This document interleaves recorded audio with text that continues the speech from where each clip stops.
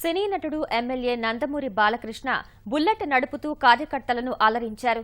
అనంతపురం జిల్లా హిందూపురం జన చైతన్య యాత్రలో పాల్గొన్న ఆయన ప్రజలకు ప్రభుత్వ పథకాలను వివరిస్తూ ముందుకు సాగుతున్నారు. బాలయ్య వెంట పార్టీ కార్యకర్తలు, అభిమానులు పెద్ద ఎత్తున తరలివచ్చారు. అంతకుముందు బాలయ్య ఎన్టీఆర్ విగ్రహానికి పూలమాలలు వేసి నివాళులు అర్పించారు.